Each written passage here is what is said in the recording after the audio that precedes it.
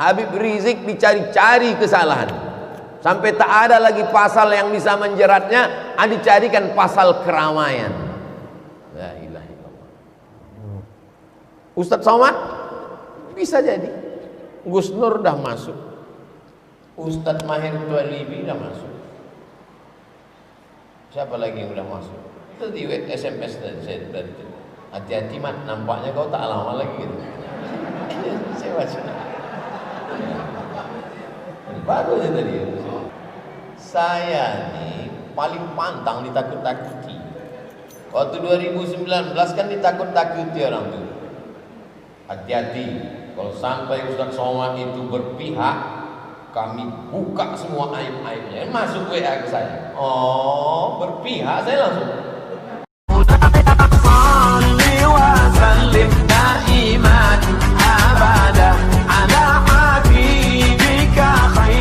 Tentang kejadian yang terjadi baru-baru ini, penembakan 6 laskar FPI mengawal Imam Besar Habib Rizik Syihab. Bagaimana pandangan Ustadz? Apakah para laskar termasuk syuhada? Hari ini kejadian, besok langsung saya keluarkan video.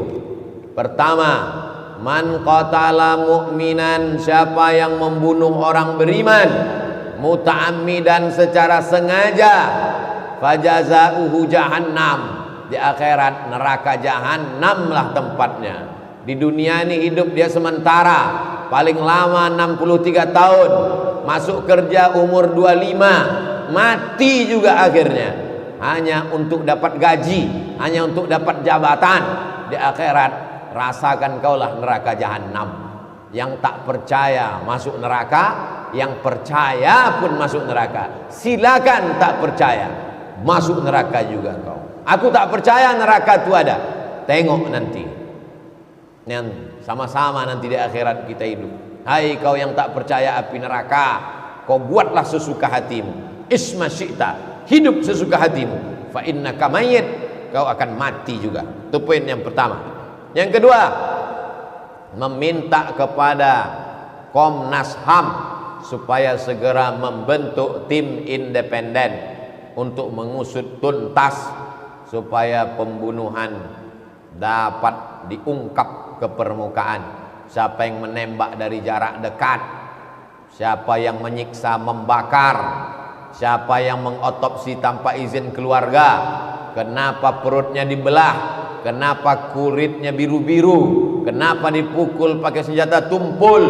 Kau juga akan punya anak, kau juga akan punya keturunan. Bagaimana kalau anakmu yang dikandung istrimu 6 bulan, 9 bulan 10 hari dibesarkan dengan tetes air mata? 6 orang itu bukan anak kucing, 6 orang itu manusia sebaya dengan anak-anak. La yu'minu ahadukum, tak beriman hatta yuhibba li akhih, sampai kau sayang kepada saudaramu. Tak beriman kamu sampai ada rasa saudaramu. Kalau engkau bisa merasakan sakit, berarti kau makhluk hidup. Kalau kau bisa merasakan sakit, berarti kau makhluk hidup. Tapi kalau kau bisa merasakan sakit orang lain, barulah kau disebut manusia. Kalau sekedar sakit, anjing pun merasakan sakit, babi pun merasakan sakit. Tapi kalau kau bisa merasakan sakit orang lain, barulah kau disebut manusia. Berapa banyak manusia tapi otaknya otak anjing, otaknya otak babi. Kenapa Ustaz sebut anjing dan babi? Karena anjing dan babi ada dalam Quran. 3. Lupa pula apa yang ketiga. Apa yang saya sebut di video itu yang ketiga? Supaya cerdas bermedsos. Karena fitnah-fitnah ini luar biasa. Fitnah-fitnah ini luar biasa. Hai kau yang punya kekuasaan, kenapa tak kau pakai kekuasaanmu untuk mengejar Harun Masiku? Dulu zaman nenek-nenek kita yang hilang tuh jarum. Aduh, nampak kau jarum jahit tadi, Oma nak menjahit. Sekarang bisa pula Harun Masiku hilang. Habib Rizik dicari-cari kesalahan, sampai tak ada lagi pasal yang bisa menjeratnya, dicarikan pasal keramaian. La ilaha illallah. Ustadz Somad bisa jadi, Gus Nur dah masuk, Ustadz Mahir Tualibi dah masuk. Siapa lagi yang udah masuk? Itu di SMS saya tadi. Hati-hati Mat, nampaknya kau tak lama lagi gitu. Saya baca. Baru aja tadi. Nah, Mat kata dia. Nah, Ustadz Mahir dah masuk, Ustadz Gus Nur masuk, nampakku kau tak lama lagi gitu. Saya nih paling pantang ditakut-takuti. Waktu 2019 kan ditakut-takuti orang tuh. Hati-hati, kalau sampai Ustadz Somad itu berpihak, kami buka semua aib-aibnya. Masuk WA ke saya. Oh, berpihak, saya langsung. Saya tak kenal Pak Prabowo, itu tak tahu saya dia. Tapi semakin diancam mereka, dipoto mereka rumah saya dari atas atap tuh pakai drone. Sampai semua surat-surat motor saya tahu dia STNK BPKB-nya. Mau dipegang mereka. Kalau berpihak kau nanti kami buka kali ini. Menangis kuah, satu orang kuah di Pekanbaru ini datang menangis. Menjumpa saya, memegang lutut saya. Ustaz, kenapa Pak Kuah menangis? Datang tadi orang ke kantor saya ngecek surat nikah Ustaz. Mereka udah pegang nih Ustaz. Jangan Ustaz berpihak, nanti kalau Ustaz berpihak dibukakan mereka. Berpihak saya, menunjukkan saya melawan. Tak takut saya. Begitu juga dengan Pilkada Medan. Saya tak ada urusan dengan Medan. Tiba-tiba datang orang 28 November menyampaikan pesan ke saya. Ustaz, pesan dari Jakarta, Ustaz jangan berpihak. Langsung saya kontak Akhyar Nasution dengan Ustaz Salman. Aku tak bisa ke Medan karena diikut-ikuti orang. Ayo ke Bukit Tinggi, ku buatkan video untuk klaim. Saya menang. Pilkada itu tak ada urusan sama saya menang kalah. Saya menang melawan. Tak takut saya. Paling pantang saya ditancam-ancam mereka. Belum kenal kan sama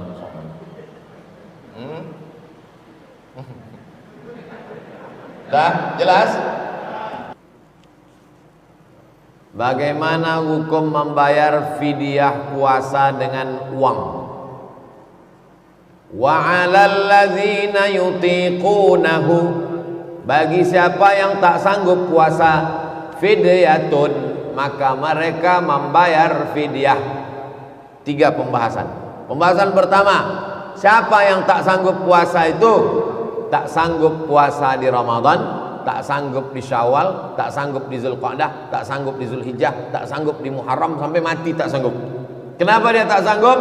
Pertama, karena tua renta 70-80. Yang kedua, sakit mah akut, sakit usus akut, buah pinggang sudah dicabut, tinggal sebelah, tak bisa puasa. Mereka inilah yang membayar fidyah.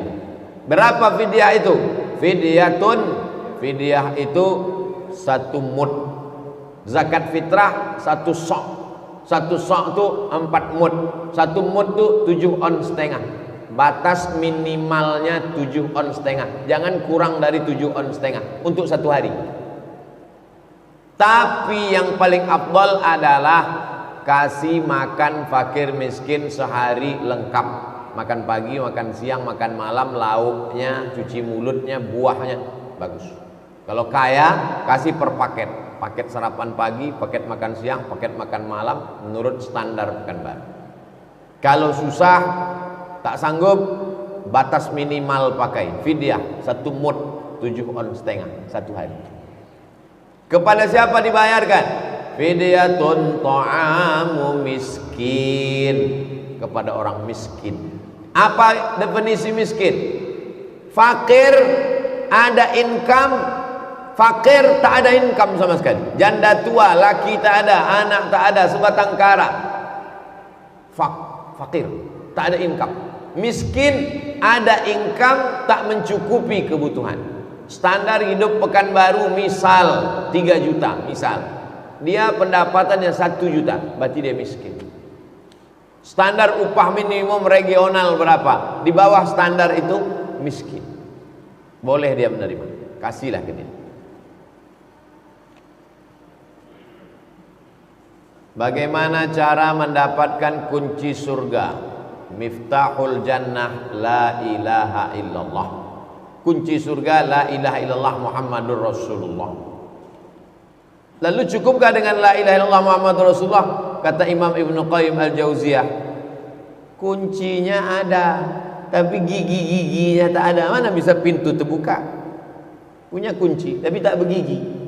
Apa gigi-giginya? Kalau sudah la ilaha illallah salat, kalau sudah la ilaha illallah puasa, kalau sudah la ilaha illallah zakat, kalau sudah la ilaha illallah haji, kalau sudah la ilaha illallah jihad, kalau sudah la ilaha illallah amar ma'ruf nahi munkar. Kuncinya la ilaha illallah, gigi-gigi kunci itu, itulah dia syariat Islam. Bagaimana cara membuka hati orang tua, Pak Ustadz? Yang bertanya ini anak SD kelas 5. Kan hebat Pekanbaru, anak kelas 5 SD pun mengaji. Yang mau dibukanya hati orang tuanya. Kalau sudah anak kecil mau mengaji, tak terbuka juga pintu hati orang tua, summum, bukmun, omyun, pokak, bisu, tuli, buto, lengkaplah sudah. Ad-doa silahul mukmin. Berapa banyak pelaku maksiat pulang ke rumah mabuk, dibukanya pintu kamar anaknya, ditengokkan sedang tahajud, tobat dia karena perbuatanmu anak muda yang sudah hijrah, membuka pintu hati orang tua. Doamu di tengah malam, Allahumma hdi qaumi fa innahum la ya'lamun. Berikan hidayah pada orang tuaku ini ya Allah. Sampai kapan Nabi mendakwahi Abu Talib? Sampai sakaratul maut. Innallaha yaqbalu taubatal abdi. Allah menerima taubat seorang hamba malam yugharghir, sebelum ghargharah, sebelum sakaratul maut masih diterima Allah taubat. Jangan pernah putus asa. Apakah tugas memasak, menyapu, mencuci adalah tugas suami? Soalnya banyak yang mengatakan postingan-postingan di sosial media. Cobalah baca di sosmed.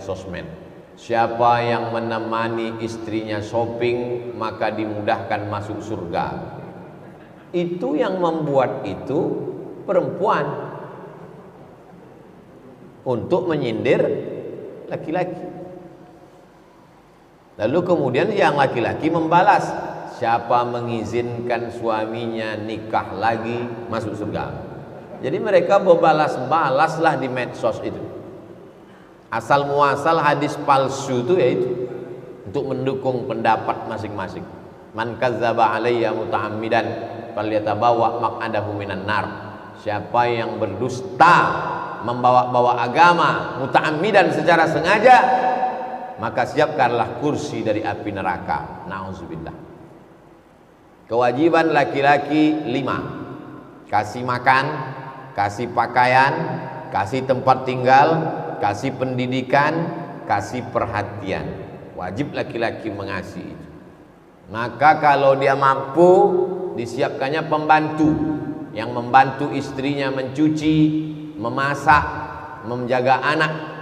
Bahkan zaman Nabi SAW dulu ada perempuan yang khusus mengambil upah menyusukan anak. Perempuan tinggal mengandung saja, duduk dia di rumah mengatur. Tapi kalau suami tadi tak mampu, maka suami ikut.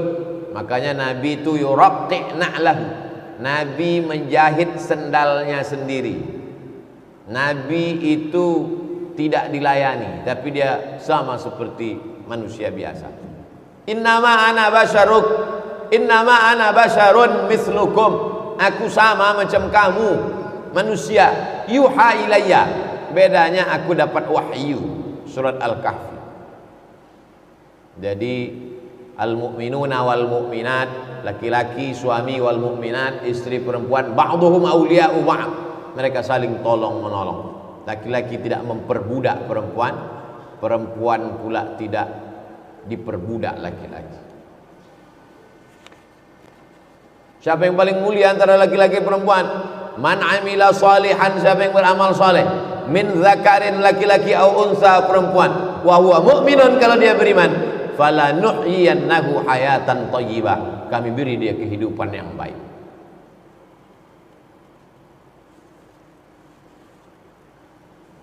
Seorang berbuat maksiat tapi dia ingin mengikuti pengajian, apakah malaikat rahmat tidak turun? Padahal orang ini ingin mengikuti pengajian. Jika dia ingin ikut pengajian, apakah malaikat rahmat tak turun?